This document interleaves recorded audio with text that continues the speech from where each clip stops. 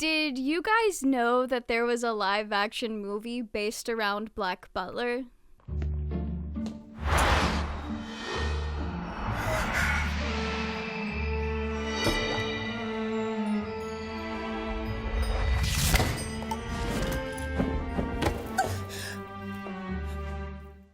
Black Butler, the live-action movie, was released on January 18th, 2014, to mixed reviews to keep things a little positive. One Derek Ellie from Film Business Asia said the film was a failure at every level and that it was stodgily directed, appallingly constructed, with an especially confusing exposition and laden down with yards of flat dialogue.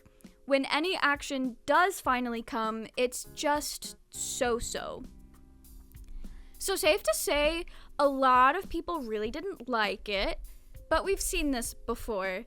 Most live-action adaptations of anime and manga tend to be poorly received.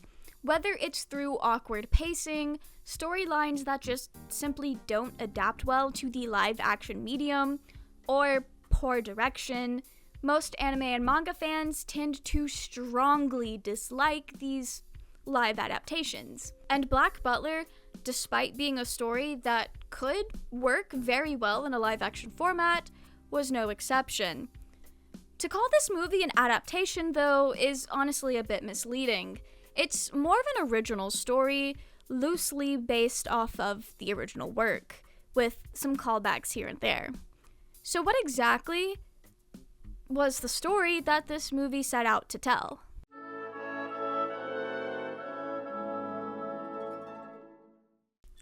The movie takes place in a world that is split into two main powers, the West, ruled by the Queen, and the East. The Queen has her hands in events all across the globe, though, using operatives called the Queen's Watchdog. Pretty similar to Ciel's role in the manga, just on a larger scale, and it sounds like there's more than just one at a time. Our main character, Earl Kiyohara Genpo, who replaces Ciel Phantom Hive, is one of these watchdogs in an unnamed eastern metropolis, so that's pretty cool. Instead of pretending to be his twin brother, though, this version of Ciel is actually a girl pretending to be a boy in order to keep a hold of the Phantom Toy Company and its riches, since it's only passed down to males in her family. Her real name is Shiori Genpo, though, and the name that the fandom uses for her, so for the sake of clarity, we will be referring to the main character as Shiori throughout the entirety of this video. Just like the original Ciel, however, Shiori is in fact an orphan, with her demon butler Sebastian. Mei Ren is also there, but she's just called Ren, and then Tanaka is there as well. He is more or less the same. The actual mystery that Shiori is investigating is a case in which the rich and influential are being found mummified and desiccated. The latest victim being the Queen's ambassador, Anthony Campbell. Meanwhile, the Eastern Ministry for State Security, aka this movie's version of Scotland Yard, is on the case and also operating under the pretense that if a Queen's watchdog does actually exist, that person is a threat to the nation and should be disposed of. It's also revealed that the Genpo family used to be the Phantom Hive family before moving to Japan, so that was a fun little tie-in. While investigating the case, Shiori and Sebastian are led to an underground club for the rich. She and Rin infiltrate the club, but are captured by Kujo, the CEO of Epsilon Pharmaceuticals, which Sebastian is investigating at the same time. Anyway, we find out that Epsilon Pharmaceuticals is the person or company behind necrosis, a new poisonous drug. Anyway, back in the room with Kujo, Shiori, Rin, and a suspicious hooded figure, we see that the party guests actually inhale necrosis and then begin bleeding from their faces. It starts with the nose, then it starts coming out of your ear, and then your eyes. And once your eyes start bleeding, you're basically a goner. So that was a little rough, actually. But it was a success. The drug is now ready to go, whatever that means. Oh, and by the way, the suspicious hooded figure kills Kujo. After Shiori learns all she needs to learn, though, and before the dying party guests break the little window and in turn exposes Shiori and Ren to necrosis, and also would probably maul them, Shiori is able to break free and help Ren out of her sack and tied upness. Anyway, as they're escaping the room, they run into Sebastian in the hallway, who is as late as ever. Movie Sebastian is a lot like Tuxedo Mask from the Sailor Moon anime, where he doesn't really do anything. Which it's not entirely true, because he does investigate on his own, but when it comes to the stuff that Shiori has to get involved in, Sebastian's essentially Tuxedo Mask. We then find out that Shiori's aunt was the hooded figure, which seems very reminiscent to Madame Red's storyline in the Red Butler arc. But there's a deviation in the fact that Shiori's aunt also had a role in her parents being murdered, and is also a bioterrorist planning to kill with a necrosis bomb. And she also knows Sebastian is a demon. But the differences don't stop there. No. Shiori's aunt, her motivation for necrosis is she was actually trying to develop a drug to gain eternal youth, and necrosis is just kind of the byproduct.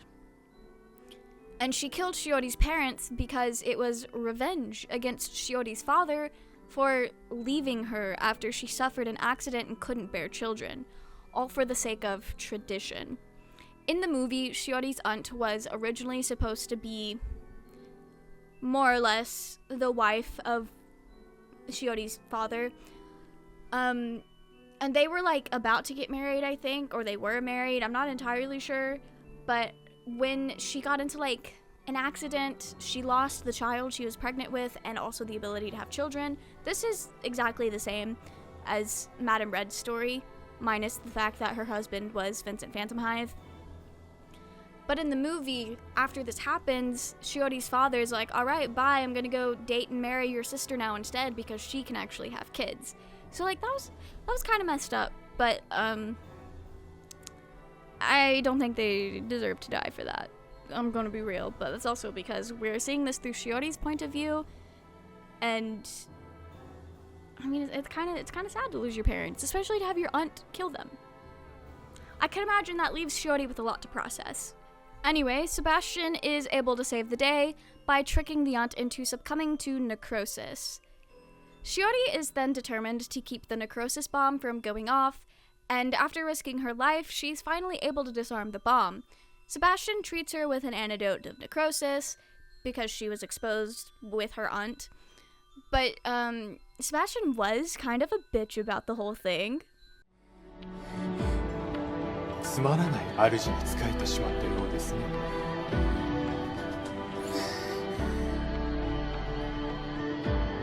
自ら死を選ばれた場合、守る義務はございません。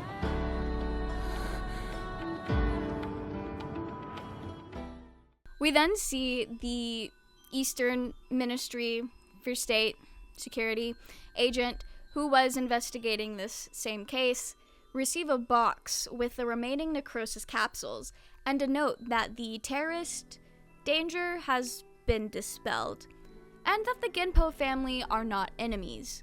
Which, okay, yeah, that's fair. It's then revealed to the senior official that the Genpo Earl is alive and well, and also apparently the senior official was a member of the crime syndicate that killed Shiori's parents.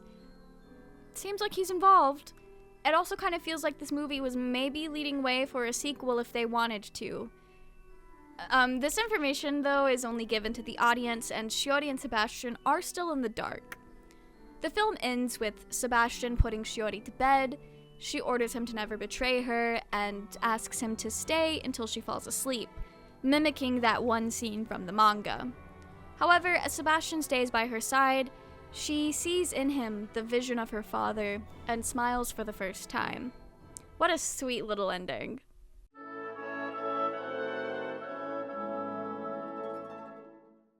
For all the things that this film did wrong, I still think it was actually a lot of fun. I enjoyed recognizing who all the characters in the movie were supposed to be based on, and it was a good time, even if they were entirely different from their manga counterparts. I mean, the Undertaker character doesn't even take laughter as payment, but he's still just as quirky, so I guess it's a pass. I also remember really, really loving the vibes of that character way back in 2015. I do also want to go ahead and say one of my great talents in life is being able to enjoy even the trashiest of media.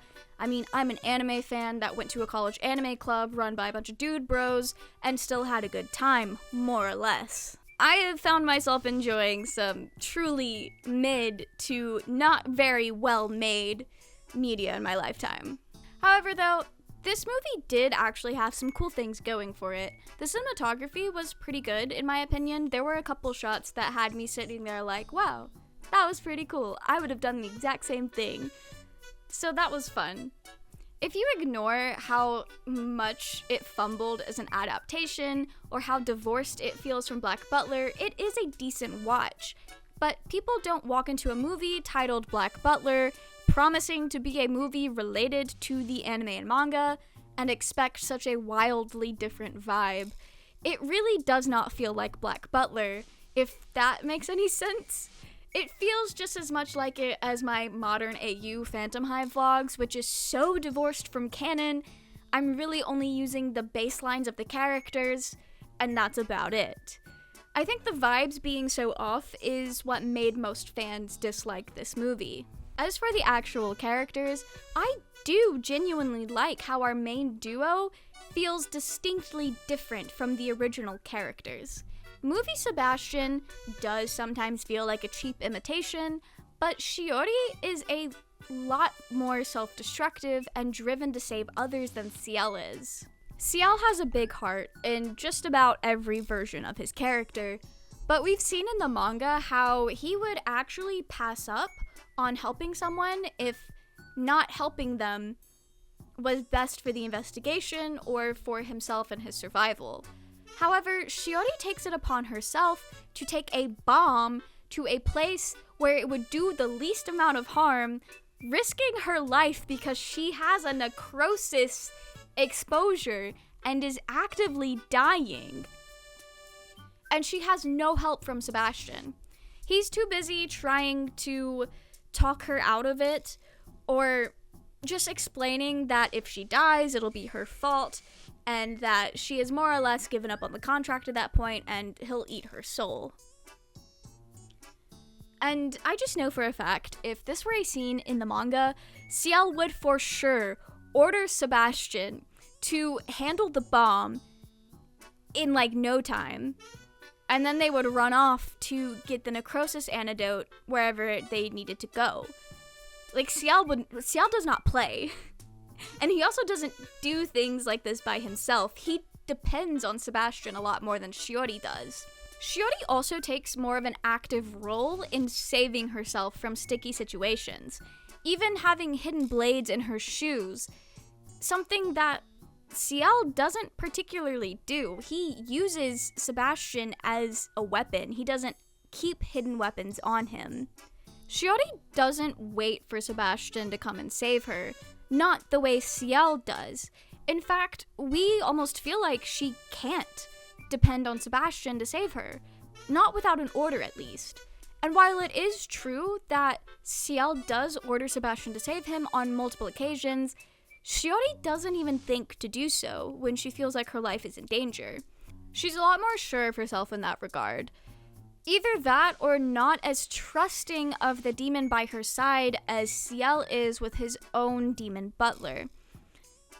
In fact, when Shiori is about to be shot and killed, twice in the movie this happens, she never once calls for Sebastian.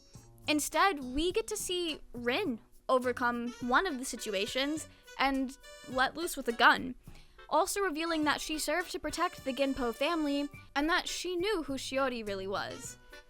This is a callback to Mei Rin, and I don't think anything more was intended with this scene, but it is interesting since Shiori didn't seem to know that Rin could do that.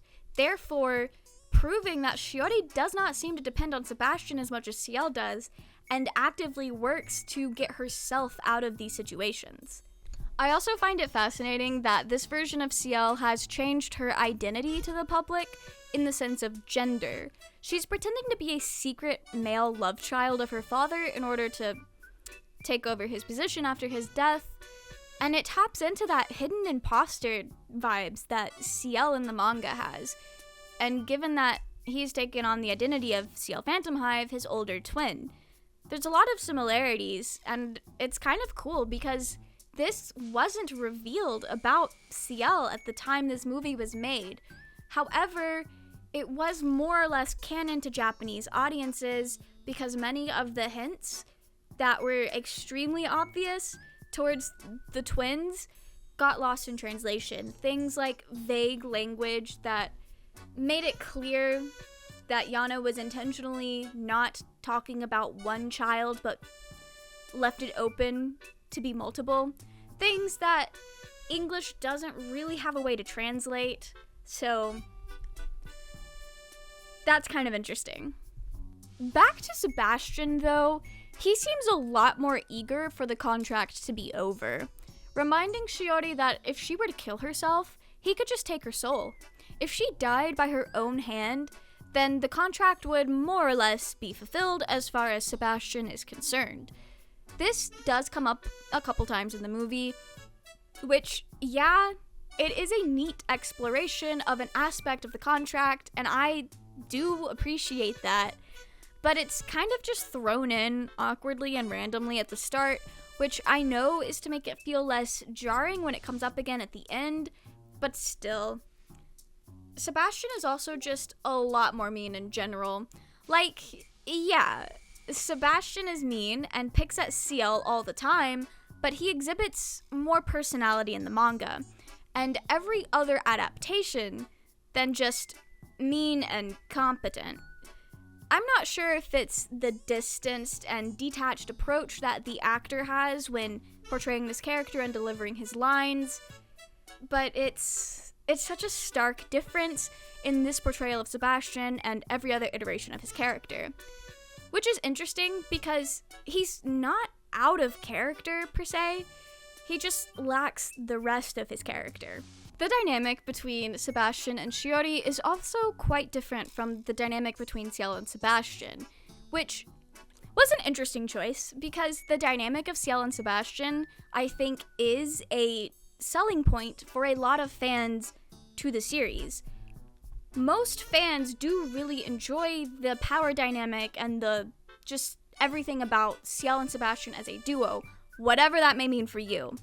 Shiori seems almost desperate to assert her dominance in a way we have never seen Ciel clamor when it comes to Sebastian. Sebastian clearly has the upper hand at all times, and there's never a moment where the tables seem to flip. In fact, in the movie, Sebastian seems to just do whatever he wants, running on his own more or less. It even feels like he outright refuses to help Shiori at some instances, because he sees it as her giving up on the contract, or he just doesn't want to. I don't know. Again, as I said earlier, if this were in the manga, Ciel would have ordered Sebastian to help or handle things, and I also don't think Sebastian would have had to have been ordered. Sebastian in the manga is more or less very willing to help Ciel. Yeah, he might keep some things to himself because Ciel technically never asked, but he doesn't let Ciel essentially kill himself. I don't know. Shiori is a very different character from Ciel, so if that instance were in the manga, it wouldn't be Ciel going, oh, I'm gonna give up on the contract and save all these people. Ciel would be, hey, we're gonna save all these people, and then we're gonna go run and get that antidote. So, I don't know. It's a huge difference. I can see how Sebastian's character alone would ruin the movie for so many people, especially considering Sebastian is the main selling point on Black Butler for a lot of the fans. The ending of this movie feels like it was supposed to be Ciel bait, but the characters lack the chemistry the way they were written to even make it work. Sebastian deciding to save Shiori at the end despite not needing to, with mouth to mouth at that, seemed to come out of nowhere. But that could also be because we're supposed to be seeing things from Shiori's perspective more often than not, and she did genuinely believe that she was dying and her soul was about to be consumed. And the final scene also seems to backtrack Shiori's characterization when it comes to her and Sebastian, making it feel more in line with Ciel's trust in Sebastian. Either way, they tried to do some things, it didn't work, and characterization was kind of all over the place at the end. The actual story, though, is a fun mystery. It's a bit over the top, but I enjoyed that. Although the pacing feels a bit awkward at times with all the way the pieces just seem to fall together, and the fact that the case also brings us closer to figuring out who is responsible for killing Shiori's parents, which, surprise, surprise, we do find out who, when, where, exactly how that went down, and as discussed in the plot summary, we find out all the plot twists about that. But the fact that it was the senior official seemed to come out of nowhere, but it also seemed like that reveal at the end was the only reason the movie really introduced the Eastern Ministry of State Security in the first place. Like, this big, twisty reveal was the only reason this aspect of the movie was in the movie. So, that was weird. Honestly, the pacing of this movie is very reminiscent of the Red Butler arc, though. The way all the puzzle pieces seem to fall together so quickly, only for the rug to be pulled out from under you. However, the reveal that the aunt was the bad guy did not hit as hard. Despite its flaws, which there are many, there are also a lot of fun callbacks to the original anime and the manga, and I can only hope this movie was a passion project for someone involved. It's not the best movie I've ever watched by any means, but it was enjoyable and it kept me engaged, which is all I can really ask for. All in all, it's mid. There were a few instances towards the end where some atrocious editing decisions were made, jump cutting while the aunt is putting on her necklace, the awkward sound cut right before the gunshot. I actually thought my speakers quit working for a second there. I get what they were going for, I really do, but it was poor execution, and I think most people would have done it differently. Is now a good time to mention that I'm no film critic? Anyway, enjoy this clip of Sebastian having a little snack to wrap up the video. Bye!